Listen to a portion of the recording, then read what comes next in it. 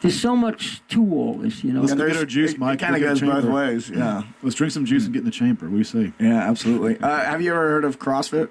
Oh, yeah. Do you pay much attention to it? Yeah, well, I don't know that much about it, but I've certainly heard of it. What yeah. are your general thoughts about it? Since, I mean, we have a lot of CrossFitters that watch this show. So you might want to watch it. You're talking about CrossFit training, right? Yeah, CrossFit training. Sure. Diversifying your exercises. Yeah. Absolutely. I'm all for it 100%. Yeah. I mean, I used to ride a bike, and I used to run, and do a lot of stretching. Yeah, the more diversified your exercise, you can create better balance, less chance of injuries, you know. Yeah. Yeah, variety is generally a good thing. Oh, absolutely. So you eat a raw diet.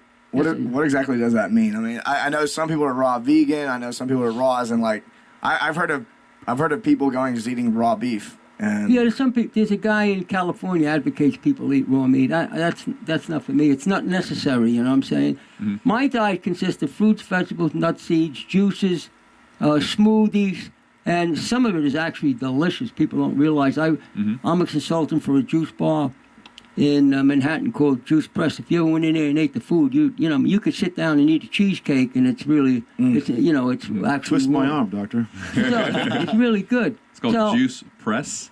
Juice Press, yeah. There's like 20-something stores in Manhattan. So you don't eat any meat? No, I don't eat meat. How long have you not had meat for?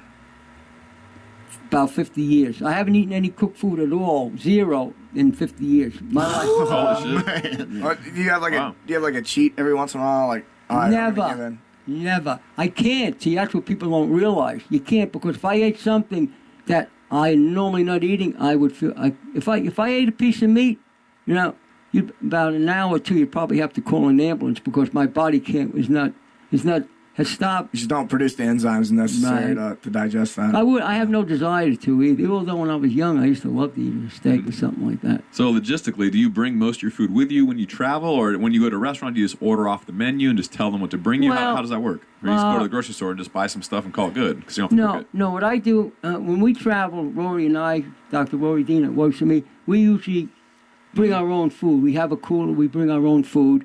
And unless I'm coming to a place, a lot of places I go to speaking up, that's what they're feeding people. So I really don't have, trouble eating, because if it's not available, I don't eat. I'll go someplace and buy it if I have to. I'll go buy something that's not organic. I'll go to a supermarket. But we always manage. It's not a big problem.